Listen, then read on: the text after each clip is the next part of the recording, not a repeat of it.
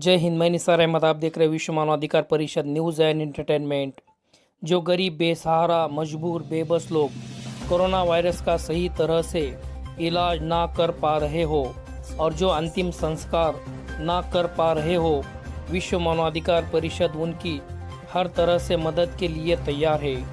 मौलाना अनवरुल हक, राष्ट्रीय प्रवक्ता, विश्व मानवाधिकार परिषद ने कहा कि गंगा, जमुना व अन्य नदियों में लाशों का अपमान देख विश्व मानवाधिकार परिषद ने देश में पहल करते हुए टोल फ्री नंबर 180057257786 जारी किया। देखिए ये रिपोर्ट।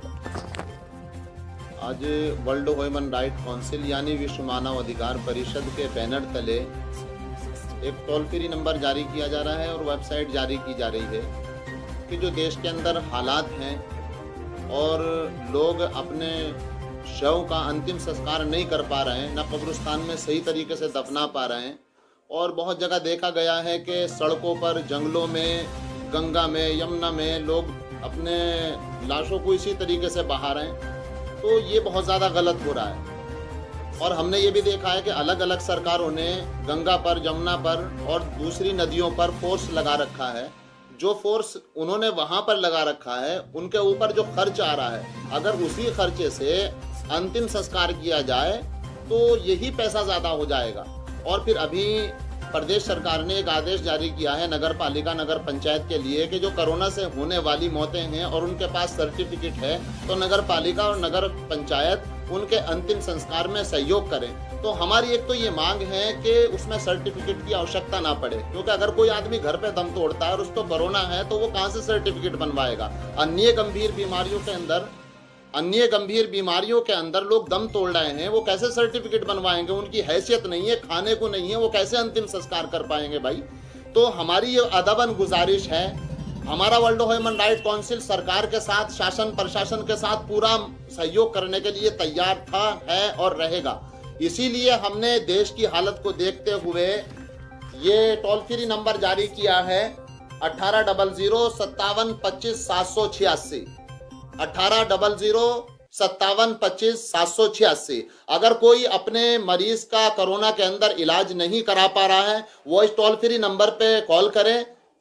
फ्री कॉल हो जाएगी आपकी और आपको इलाज कराने के अंदर पूरा सहयोग दिया जाएगा। अगर आप जो प्रदेश सरकार के अधिकारी हैं, आपके नगर पालिका अध्यक्ष, नगर पंचायत अध्यक्ष, उनसे संपर्क करने के बाद भी आपके जो परिजन हैं उनका अंतिम संस्कार नहीं हो पा रहा है, आप इस पे कॉल करें।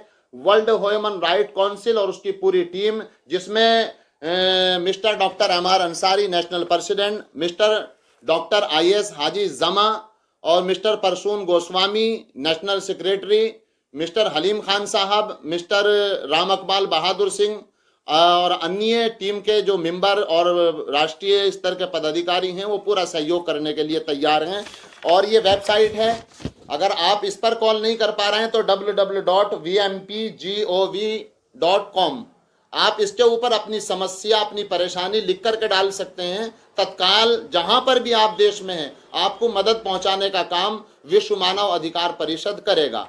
और मेरी एक ये गुजारिश है कि जिन राज्यों के अंदर कोरोना पेशेंट ज़्यादा आ रहे हैं, अभी तक उनके कस्बों में और देहातों में सैनिटाइजर नहीं किया गया है। जब तक ये नहीं होगा, जब तक नालियों की, सड़कों की सफाई नहीं होगी, गाँव को सैनिटाइज नहीं किया जाएगा, तो समझ लीजिए जब तक ये समस्या जारी रहेगी।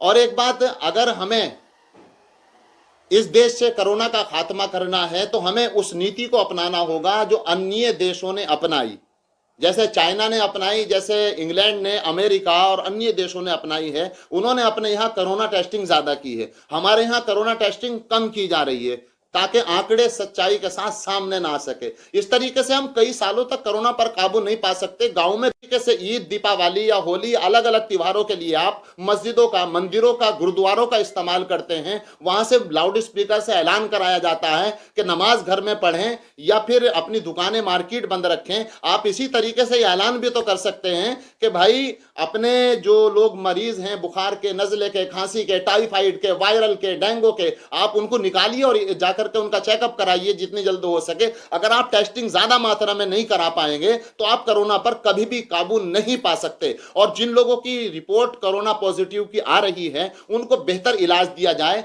जानवरों की तरह एक दो अस्पतालों में ही भर्ती ना कराया जाए। कोई नीचे पड़ा है, कोई रिक्शा में पड़ा है, किसी के पास बेड नहीं है, किसी के पास ऑक्सीजन नहीं है, किसी के पास वेंटिलेटर्स नहीं है, तो अलग अलग जगह सेंटर बनाए जाएं और जो गलतियां हो रही हैं उन गलतियों को सुधारा जाए। तभी हम लोग कोरोना के ऊपर पूरी तरह काबू पा सकते हैं। वैसे अल्लाह का शुक्र है कि अब बीमारी पहले के मुकाबले में कम हुई है, लेकिन अगर हमने अब पूरे तरीके से पूरे दमखम के साथ लड़े हम तो जरूर भी जरूर कोरोना हारेगा और भारतवासी जीतेंगे। अनवारुल हक, राष्ट्रीय प्रवक्ता, विश्व मानव अधिकार परिषद।